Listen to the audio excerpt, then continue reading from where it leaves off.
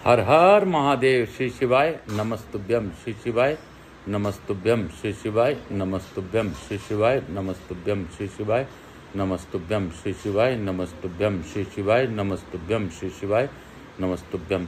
आप सबों को वंदन करते हुए यहाँ के स्थान देवता, वास्तु देवता, ग्राम देवता, क्षेत्रपाल देवता, समस्त देवी देवताओं का आह्वान करते हुए तथा उनसे प्रार्थना पूर्वक निवेदन करते हुए कि आप मेरे इस शिव चर्चा में भाग लेकर मुझे और सभी लोगों पर अपनी अखंड कृपा बनाए रखें। हम लोग आज दिनांक 4 जुलाई 2024 दिन गुरुवार, मेरे विष्णु जी का वार, सत्यनारायण जी का वार और मेरे महादेव जी का वार, सभी को वंदन करते हुए मैं आप सबों से अनुरोध करता हूं कि इस YouTube चैनल को ज़्यादा से ज़्यादा लाइक कीजिए, सब्सक्राइब कीजिए, जन जन तक पहुंचाने में मेरे सहायता कीजिए। मैं आज प्रवास में हूं। प्रवास में रहने के कारण मैं आप लोगों को कथा स्कंद महापुराण की नहीं पढ़ पा रहा हूं, इसके लिए मैं आप लोगों से क्षमा प्रार्थी हूँ। फिर भी आज थोड़ी सी चर्चा 10 मिनट 5 मिनट हम लोग करेंगे। आज मैं कुछ बातें आपको जो जानता हूं, मेरे स्मरण में है, वो बताने का प्रयास करूँ। मैं आप सबों को यह बताना चाहता हूं कि हम लोग सोचते हैं कि शिव महापुराण या अन्य पुराण कोई अलग अलग पुराने। वस्तुतः ये सभी हमारे 4 वेद से ही निकले हुए पुराण हैं।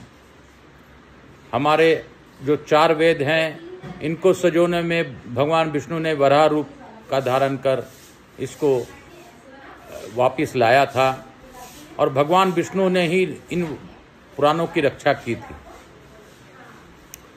भगवान विष्णु के ही माध्यम से हम लोग आज सृष्टि में पुराणों को पढ़ पाते हैं। कोई भी पुराण का श्रवण का फल व्यर्थ नहीं जाता। आपके पितर तरते ही हैं, आपको उसका शुभ फल मिलता ही मिलता है। 18 पुराण हमारे शिव महापुराण के विभाज्य पुराण ही हैं। स्कंद पुराण जो हम लोग अभी पढ़ रहे हैं, सुन रहे हैं, सुना पा रहे हैं, समझ पा रहे हैं, अभी तक के वार्ताओं में हमने यह जाना है कि स्कंद पुराण में ब्रह्मा जी का भी वर्णन आया है, विष्णु जी का भी वर्णन आया है, विष्णु कथा भी उसमें मिलती है नारद जी द्वारा, और शिव कथा भी मिलती है। हम लोगों ने अभी तक महिसागर संगम तीर्थ के बारे में जाना, जो शायद मुझे भी नहीं पता था कि महिसागर संगम तीर्थ बहुत बड़ा तीर्थ है। वहाँ पर हमारे भोलेनाथ 5 शिवलिंग के रूप में विराजमान हैं। वहाँ पर स्नान करने मात्र से मुक्ति मिल जाती है और हम मुक्त हो जाते हैं। कितनी बड़ी बातें हैं जो मेरे विश्वनाथ ने हम लोगों को बताया है। मेरे विश्वनाथ हमेशा आप लोगों को कुछ ना कुछ बताना चाहते हैं, मेरे माध्यम से आप लोगों को जोड़ना चाहते हैं। अगर बाबा आपको जोड़ रहे हैं तो इसमें कुछ ना कुछ बाबा की आपके प्रति इच्छा है। मेरे बाबा सबका कल्याण करते हैं, इसलिए कल्याणेश्वर हैं। मेरे बाबा त्रिकालदर्शी हैं, वो तीनों काल को देख सकते हैं। मेरे विश्वनाथ आप सबों के अंदर फिर से रक्षा के लिए आप लोगों को कथाओं के साथ जोड़ रहे हैं। आपने खुद देखा होगा कि अभी कली काल चल रहा है। कली काल का बहुत ही संतों ने बहुत ही अद्भुत रूप से व्याख्या किया है। कली काल में थोड़ा सा भी साधना ईश्वर तक पहुंचाने वाला होता है। कली काल में हमें बहुत ज़्यादा संघर्ष भी करना पड़ता है। कली काल में कोई भी आपको पूजन इत्यादि करने से हमेशा लोग रोकते हैं। कली काल में ही हमारा कलयुग का अंतिम चरण भी होता है। कली काल में कलयुग के अंतिम चरणों में जब संहार होगा तो चक्की की दो पार्ट जिस तरह चलती है वो चलती रहेगी और हम गेहूं के दाने की तरफ पिसते रहेंगे। इसमें हमें संशय नहीं रखनी चाहिए। हम गेहूं के दाने जैसे चक्की के पार्ट में जब जाते हैं तो आप उसको देखते हैं कि सभी आटा बनकर निकल जाते हैं। आटा जिस प्रकार बनता है वह पार्ट में जितने भी गेहूं होते हैं सबको पीस डालते हैं। आप अगर अपने आप को महसूस कीजिए कि हम अगर इंसान हैं और चक्की का दो पार्ट जब चलेगा तो हमें किस चीज़ से ही रक्षण प्राप्त होगा, आप सोचिए। हमें सिर्फ अगर कोई बचा सकता है तो कालों के काल महाकाल ही बचा सकते हैं। हमें महाकाल का स्मरण करना चाहिए, बाबा विश्वनाथ का स्मरण करना चाहिए। हमें ज़्यादा से ज़्यादा ईश्वर स्मरण करना चाहिए। चाहे ब्रह्मा जी का करो, चाहे विष्णु जी का करो, चाहे आप श्याम जी का कीजिए, चाहे कृष्ण जी का कीजिए, चाहे आप मेरे भोलेनाथ का स्मरण कीजिए, अंततगत्वा सभी एक ही हैं। कोई अलग नहीं है और ना अलग समझना चाहिए, क्योंकि ब्रह्मा जी भी जो है अपने विभाग को, विष्णु जी भी अपने विभाग को संभालते हैं। पालनकर्ता हमारे विश्वनाथ हैं, विष्णु जी हैं, तो हमारे रक्षणकर्ता विश्वनाथ हैं। जब अभी 7 तारीख के उपरांत विष्णु जी शयन में चल जाएंगे। शयन काल में क्या होता है, जब बाबा मेरे विष्णु जी जब सोते हैं तो मेरे बाबा जगते हैं। उसी काल में शिव जी सभी का भरण पोषण करते हैं। भरण पोषण के दरमियान सभी तक वो अन्न पहुंचाते हैं, प्रयास करते हैं कोई भूखा न रहे। मेरे बाबा का इसीलिए श्रावण मास शुरू हो जाता है, इसीलिए आगे जा कर के दुर्गा उत्सव मनाया जाता है। फिर दीपावली के आसपास फिर विष्णु जी अपना कार्य संभाल लेते हैं। तो यह जीवन चक्र है, यह जीवन चक्र चलता ही रहता है और यूं ही चलता रहेगा। हमें अपने आप को रक्षण करना है तो हमें ईश्वर का साथ देना होगा, ईश्वर के सानिध्य में रहना पड़ेगा, ईश्वर के नाम के साथ रहना पड़ेगा। जिस प्रकार चक्की चलती है तो चक्की में सभी दाने नहीं पिसते हैं, कुछ दाने जो कील के पास होते हैं वो बच जाते हैं।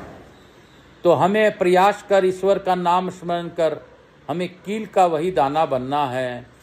हमें ईश्वर का उस दाना को बनकर धर्म आचरण करते हुए अपने जीवन का निर्वाह करना है। हमें काल का ग्रास बनाने से सिर्फ महाकाल ही रोक सकते हैं। तो इन महाकाल को हमें भूलना नहीं है। हमें जिस रूप में चाहें, जैसे चाहें, बस भजना है। आपको जिस भी रूप में मेरे भोलेनाथ अच्छे लगते हैं आप उस रूप में भजिए। ब्रह्मा हो, विष्णु हो, शिव हो, अन्य कोई देवी देवता के रूप में आप भजना चाहें तो उनको भजिए। मैंने पढ़ा है शिव और शिवा कोई अलग नहीं है, यानी शिवा प्रथम आई तभी शिव आए। शिव और शिवा एक ही हैं। शिव और शिवा अर्धनारेश्वर के रूप में हमारे विराजमान रहते हैं। वर्तमान में कोई भी अलग नहीं है, उनका अर्धनारेश्वर रूप आप देख सकते हैं।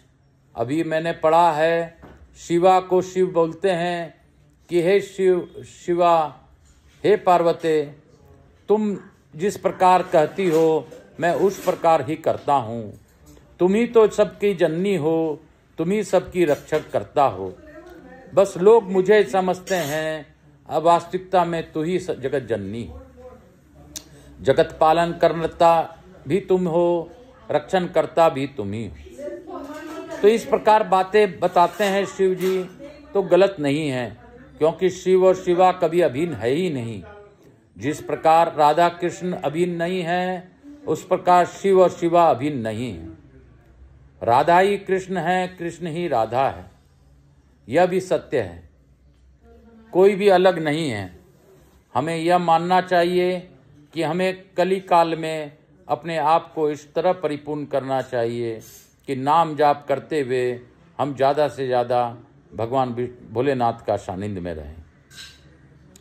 बाबा भोलेनाथ का सानिध्य में रहने के कारण हमें कभी भी कोई कष्ट नहीं होता है और ना होगा। मैं यहाँ के स्थान देवता, वास्तु देवता, ग्राम देवता, क्षेत्रपाल देवता, समस्त देवी देवताओं को नमन करते हुए धन्यवाद देता हूँ कि आपने इस शिव चर्चा में, ईश्वर चर्चा में मेरा साथ दिया, श्रवण किया। मुझसे जुड़े मेरे बंधु बांधव, हित नातेदार, मेरे सब्सक्राइबरों पर अपनी अखंड कृपा बनाए रखें। जो भी आपका स्मरण करे उनका कष्टों का निवारण करते जाइए। हे बाबा, मुझसे कोई भूल हो रही हो तो बच्चा समझकर माफ़ कर दीजिएगा। मैं तो बस निमित्त मात्र हूँ, मैं तो कुछ नहीं जानता। मेरे से जुड़े मेरे व्यवसायीगण, मेरे से जुड़े मेरे व्यापार में साझेदार जो भी हैं, सभी पर कल्याण कीजिए। मेरा कष्ट तो आप जानते हैं बाबा, मैं अभी बहुत ही कष्ट से गुजर रहा हूँ, लेकिन जो भी हो आप जानो, आपका काम जाने, क्योंकि मैं आपको ही समर्पित हूँ और आपको समर्पित हूँ तो आप ही मेरा दुख सुख का वहन करेंगे। मुझे पूर्ण विश्वास है और यह विश्वास मेरा रहेगा ही। काल हर, दुख हर, दारिद्र कष्ट हर, हर हर महादेव शंभु शंभु। आप सबको वंदन करते हुए आज की चर्चा को हम लोग यहीं पे विराम देंगे। पुनः कल मैं प्रयास करूंगा कि आप लोगों के सामने आकर इस कथा को आगे की ओर, चर्चा को आगे की ओर ले जाऊं। जब तक प्रवास में हूं, मैं शिव चर्चा, ईश्वर चर्चा ही करूंगा। काल हर, दुख हर, दारिद्र कष्ट हर, हर हर महादेव शंभु शंभु, हर हर महादेव।